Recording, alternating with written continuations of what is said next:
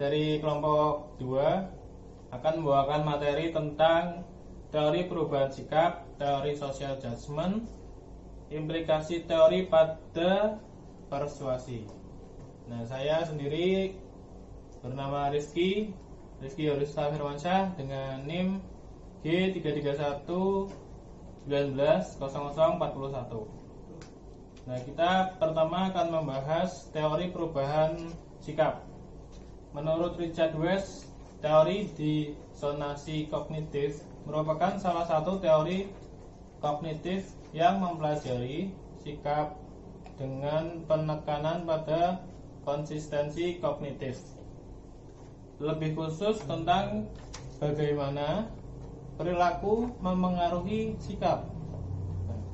Dalam teori disonansi kognitif ada 3 elemen yang menjadi sorotan, yaitu pertama ada tidak relevan satu sama lain. Hubungan tidak relevan itu ada ketika elemen-elemen tidak mengimplikasikan apapun mengenai satu sama lain. 2, itu ada konsisten satu sama lain atau harmoni. Hubungan konsonan ada antara 2 elemen ketika 2 elemen tersebut pada posisi seimbang satu sama lain. Ketiga, tidak konsisten satu sama lain atau disonansi. Hubungan disonansi berarti bahwa elemen-elemen tidak seimbang satu dengan lainnya. Teori disonansi kognitif menjelaskan mengenai keyakinan dan perilaku, mengubah sikap. Teori ini berfokus pada efek inkonsistensi yang ada di antara kognisi-kognisi. Terdapat 4 asumsi dasar teori ini. 4 di antara lain itu ada manusia mengingatkan konsistensi dalam keyakinan, sikap, dan perilaku mereka. Kedua, disonansi diciptakan oleh inkonsistensi psikologis. Ketiga, disonansi adalah keadaan yang tidak menyenangkan yang mendorong orang untuk berperilaku dengan efek yang didapat diukur. Keempat, disonansi motivasi, upaya untuk mencapai kesesuaian dan upaya menuju pengurangan disonansi. Assalamualaikum warahmatullahi wabarakatuh. Perkenalkan, nama saya Irwan Ardiansyah, NIM G331190013. Saya akan melanjutkan materi yang barusan disampaikan Mas Rifki tentang 4 asumsi dasar teori disonansi kognitif. Selanjutnya, disonansi akan mendorong usaha untuk memperoleh konsonansi dan usaha untuk mengurangi disonansi. Teori ini beranggapan bahwa rangsangan disonansi yang diberikan akan memotivasi seseorang untuk keluar dari inkonsistensi tersebut dan mengembalikannya pada konsistensi. Dalam contoh kasusnya, pada era modern ini kemajuan teknologi tidak bisa dibendung lagi. Teknologi telah memberikan banyak manfaat di kalangan masyarakat, khususnya dalam bidang transportasi saat ini. Teknologi telah melahirkan transportasi modern yang cepat mengubah kebiasaan seseorang. Dari yang awalnya menggunakan transportasi yang konvensional hingga sekarang banyak yang berubah menggunakan transportasi online. Hal ini banyak memicu pro dan kontra dalam bisnis transportasi. Banyak pelaku transportasi konvensional yang krisis atau malah ada yang gulung tikar. Banyak pengguna transportasi beralih menggunakan ojek online dikarenakan tarif lebih murah dan sangat memanjakan penumpang. Hal ini jelas mengubah pemikiran orang untuk lebih menggunakan transportasi online. Perkenalkan, nama saya Irwansyah dengan NIM G331190013. Di sini saya akan membahas tentang konsep dan proses disonansi kognitif. Ketika teoretikus disonansi berusaha untuk melakukan prediksi seberapa banyak ketidaknyamanan atau disonansi yang dialami seseorang, mereka mengakui adanya konsep tingkat disonansi. Tingkat disonansi merujuk pada jumlah kuantitatif disonansi yang dialami oleh seseorang. Tingkat disonansi akan menentukan tindakan yang akan diambil seseorang. Ada 3 faktor yang dapat mempengaruhi disonansi yang dirasakan seseorang. Yang pertama, kepentingan atau seberapa signifikan suatu masalah berpengaruh terhadap tingkat disonansi yang dirasakan. Semakin penting unsur kognitif yang terlibat dalam disonansi, bagi seseorang semakin besar pula disonansi yang terjadi. Kedua, rasio disonansi atau jumlah kognisi disonan berbanding dengan jumlah kognisi yang konsonan. Yang ketiga, rasionalitas yang digunakan individu untuk menjustifikasi inkonsistensi. Faktor ini merujuk pada alasan yang dikemukakan untuk menjelaskan mengapa sebuah inkonsistensi muncul. Makin banyak alasan yang dimiliki seseorang untuk mengatasi kesenjangan yang ada, maka semakin sedikit pula disonansi yang seseorang rasakan. Nama saya Bagas Arif Prabowo, NIM G331190028. Sini saya akan menjelaskan tentang implikasi teori pada proses persuasi. Implikasi menurut KBBI adalah keterlibatan atau keadaan terlibat. Sedangkan persuasi adalah komunikasi yang digunakan untuk mempengaruhi dan meyakinkan orang lain. Jadi dapat disimpulkan, implikasi pada proses persuasi adalah keterlibatan antara mempengaruhi seseorang untuk meyakinkan orang tersebut. Menurut Bern 1998, berasumsi bahwa perilaku diarahkan pada tujuan dan menekankan harapan penghargaan dan nilai-nilai yang dirasakan dari penghargaan sebagai dasar untuk memodelkan perilaku seseorang pada perilaku orang lain. Imbalan untuk perilaku yang diinginkan dianggap memperkuat perilaku itu. Sebuah asumsi yang mungkin diakui oleh para ahli teori sebagai serupa dengan pengkondisian terbuka. Dalam contoh kasusnya pendidikan seksualitas, ini dapat solusi yang bisa dikembangkan dengan menggunakan 2 pendekatan, yaitu komunikasi interpersonal dan komunikasi persuasif. Secara garis besar, komunikasi adalah proses penyampaian pesan dari komunikator kepada komunikan atau penyampaian pesan dari sumber kepada penerima. Akan tetapi, untuk kasus ini, di mana pemuda-pemuda buta akan pengetahuan mengenai pendidikan seks, kesehatan reproduksi, dan perilaku penyimpangan, maka pendekatan yang sesuai adalah dengan pendekatan interpersonal dengan menggunakan komunikasi interpersonal. Dengan kata lain, pemuda-pemudi tersebut harus diajak berdiskusi secara tatap muka dan terbuka, secara terus-menerus sehingga timbul rasa kepercayaan dari pemudi-pemudi. Tidak hanya komunikasi interpersonal, akan tetapi menggunakan komunikasi persuasif. Komunikasi persuasif secara garis besar adalah komunikasi yang bersifat membujuk. Pendidikan seks, kesehatan reproduksi merupakan topik yang beresiko jika tidak didampingi oleh orang tua. Dan lembaga yang bekerja di bidangnya, keingintahuan pemuda-pemudi yang sangat besar serta hormon yang terus berkembang haruslah diimbangi dengan komunikasi persuasif untuk tidak mencoba seks di luar nikah dengan diberi pemahaman yang matang akan berakibat dan resiko yang nantinya akan terjadi. Assalamualaikum warahmatullahi wabarakatuh. Nama saya Muhammad Siril Wafa dengan NIM G331190033. Saya akan menjelaskan tentang teori social judgment. Teori social judgment menurut O'Keefe 2016, teori social judgment merupakan bagian dari teori komunikasi yang menggambarkan dan menguraikan bagaimana individu menilai pesan-pesan yang diawali ketika mendengar atau merespon suatu pesan. Secara umum, teori social judgment ini digunakan untuk menganalisis proses-proses seseorang dalam menilai pesan-pesan komunikasi. Oleh karena itu, perubahan sikap dipandang sebagai proses dua langkah.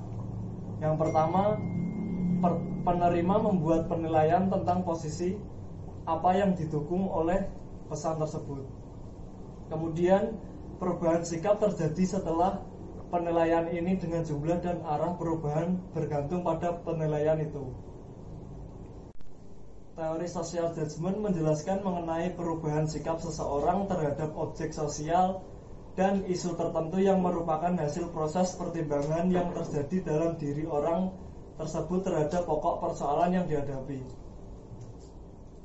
Teori ini menyatakan bahwa perubahan sikap seseorang terhadap objek sosial atau isu tertentu merupakan hasil proses pertimbangan yang terjadi dalam diri orang tersebut terhadap pokok persoalan yang dihadapi. Teori mengatakan bahwa persepsi atau penilaian langsung seseorang terhadap suatu ide atau masalah di mana orang akan cenderung membandingkan dengan sudut pandangnya pada saat itu. Ada 3 asumsi pokok dalam teori pertimbangan sosial, yaitu wilayah penerimaan. Proses penerimaan berlaku dalam pertimbangan fisik, misalnya berat, maupun pengukuran sikap. Penerimaan ini terjadi apabila kita dapat menerima dan setuju terhadap pesan yang disampaikan individu lain terhadap kita. Yang kedua, wilayah penolakan. Proses penolakan ini merupakan proses penolakan sikap terhadap suatu hal atau suatu pesan yang tidak dapat kita terima. Hal ini terjadi karena pesan yang disampaikan tidak sesuai atau bertolak belakang dengan sikap dan keyakinan kita. Pada wilayah penolakan ini, biasanya kita menjadikan diri kita sebagai patokan. Yang ketiga, wilayah ketidakterlibatan. Proses ketidakterlibatan ini merupakan posisi yang tidak termasuk dengan 2 wilayah di atas. Ketidakterlibatan ini terjadi karena tidak mengambil sikap menerima dan menolak atas pesan yang disampaikan. Jadi ketidakterlibatan ini tidak memberikan adanya tanggapan atau keputusan terhadap suatu hal sehingga kita bersikap netral terhadap pesan tersebut. Assalamualaikum warahmatullahi wabarakatuh. Nama saya Agung Dwi Pangga dengan NIM G331190131. Saya akan meneruskan presentasinya tadi Mas Iril tentang teori judgment, teori social judgment. Ada 3 asumsi di atas yang menemukan sikap kita terhadap suatu pesan yang disampaikan. Apabila pesan termasuk ada wilayah penerima, maka akan setuju dan menerima pesan tersebut. Sebaliknya, jika pesan yang disampaikan termasuk dalam wilayah penolakan, maka tidak akan menerima setuju terhadap pesan tersebut. Seseorang menerima atau menolak pesan yang bergantung kepada keterlibatan ego sendiri. Nah, ada contoh satu, ada seseorang mengajak orang lain untuk mengajak sholat pada yang taat agama, pasti dia akan menerima ajakan tersebut, sholat tersebut. Tetapi jika kita mengajak orang yang belum mengerti kewajiban beragama, pasti dia akan ada alasan atau penolakan untuk menghindari secara halus. Dan jika kita mengajak pada orang yang tidak memperdulikan adanya Tuhan, dia pasti tidak akan mendengarkan dan cenderung acuh tak acuh dan tidak peduli. Kemudian saya menjelaskan tentang ego involvement atau keterlibatan ego. Teori penilaian sosial menunjukkan bahwa tingkat keterlibatan ego secara khusus lainnya adalah ketika keterlibatan ego secara meningkat, ukuran garis lintang penerima ketidaktarikan dan berkurang. Oleh karena itu, orang yang sangat terlibat di garis lintang penolak yang relatif besar dan garis lintangnya tidak kepercayaan dan relatif kecil. Artinya orang yang lebih terlibat akan menemukan relatif sedikit pendiriannya tentang masalah yang dapat diterima dan tidak akan netral terhadap banyak posisi. Ego involvement sekali dapat mengukur kadar penting ketidaksatuan pesan atau sejauh mana seseorang dapat dipengaruhi. Nah, teori ini menimbulkan dua macam efek.